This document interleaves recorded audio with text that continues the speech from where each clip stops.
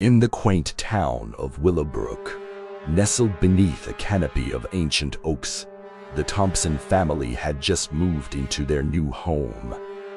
The house, a charming old abode with gabled windows and a white picket fence, seemed a perfect place to start anew.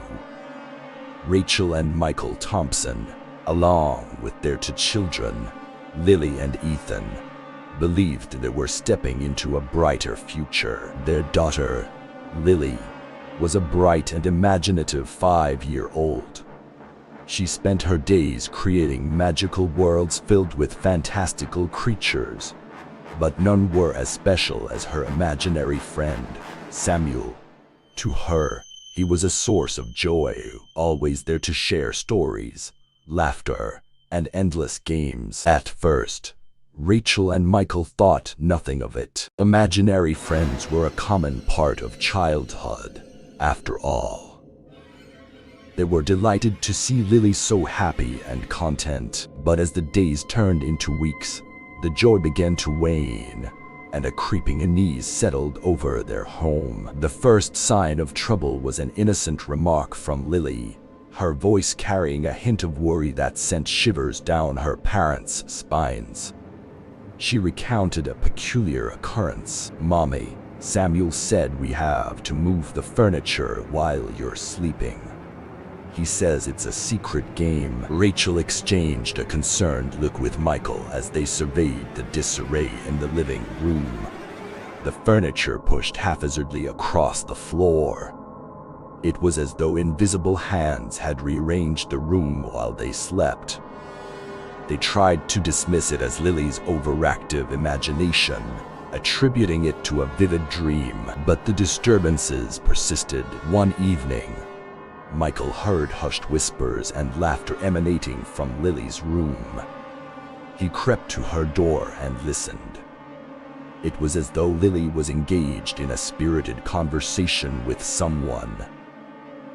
But when he peeked inside, she was alone, sitting on the floor, her eyes fixed on an empty chair. The unsettling incidents escalated.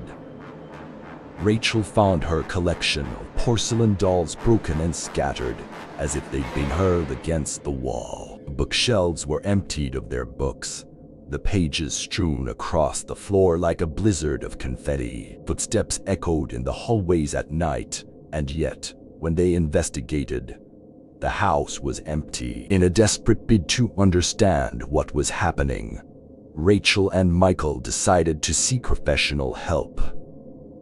They scheduled an appointment with Dr. Walsh, a child psychologist who specialized in childhood imagination and behavior. Dr. Walsh's office was warm and inviting, filled with colorful toys and whimsical paintings. Lily seemed comfortable, playing with a doll while Rachel and Michael described the strange events that had plagued their home. Dr. Walsh listened carefully, offering empathetic smiles and nods of understanding. Children often have imaginary friends, and it's a completely natural part of their development, he reassured them. It's their way of exploring their creativity and forming social bonds, even if the friend isn't real. Rachel sighed with relief, convinced that their concerns had been unfounded. She allowed herself to relax for the first time in weeks, believing that Lily's imaginary friend was merely a phase. But as they left Dr. Walsh's office, the relief was short-lived. The unsettling occurrences persisted, and Lily's behavior took a chilling turn. She began to tell her parents disturbing stories of Samuel's demands. He insisted that she engage in strange rituals, harmless at first, like rearranging the furniture, but soon turning ominous. "Samuel says we need to make a secret room in the basement, where no one can find us," Lily whispered one night, her voice trembling with fear. Rachel and Michael knew they couldn't dismiss this as a normal part of childhood. They felt as though their daughter was slipping away from them, consumed by her imaginary friend's sinister influence. Desperation gnawed at them, and they returned to Dr. Walsh, imploring him to take their concerns seriously.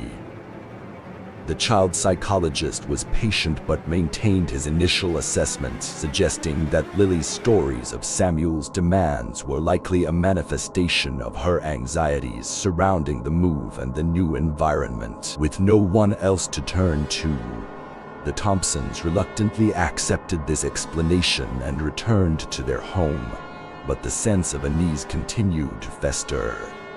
Lily's rituals grew more bizarre. She insisted on drawing strange symbols on the walls, sometimes with her own blood, claiming it was part of Samuel's game. Ethan, her older brother, watched in horror as his sister seemed to slip further into the clutches of her sinister imaginary friend.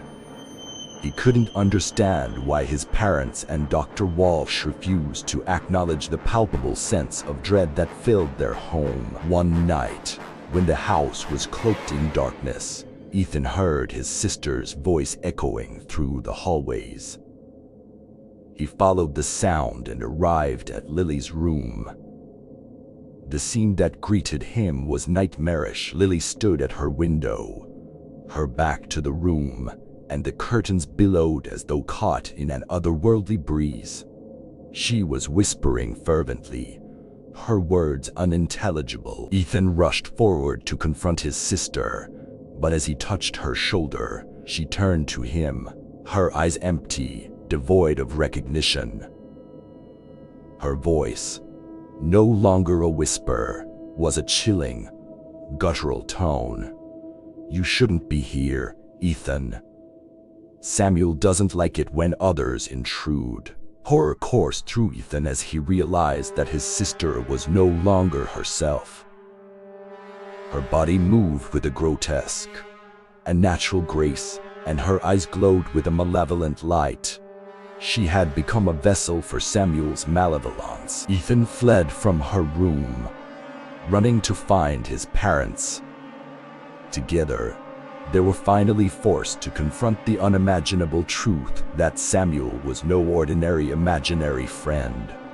He was something far more sinister, something that had taken hold of their daughter's soul. In a desperate bid to free Lily from Samuel's grasp, they sought the help of a priest. The exorcism was a harrowing ordeal. As Lily's body contorted and writhed, her voice a chorus of eerie, otherworldly whispers. But as the priest's incantations and prayers reached a crescendo, a blinding light erupted in the room. Lily's body convulsed one final time, and when the light subsided, she was herself once more, her eyes filled with tears of confusion and fear. Samuel had been banished, but the scars of his malevolence remained. The Thompson family had been forever changed, and the specter of Lily's imaginary friend would haunt them for the rest of their days. They learned a chilling lesson that sometimes what children imagine can become all too real, and that the darkness of a child's mind can be a doorway to malevolent forces that should never be unleashed. The charming old house in Willowbrook would never feel like a home again, forever tainted by the memory of the friend you can't escape.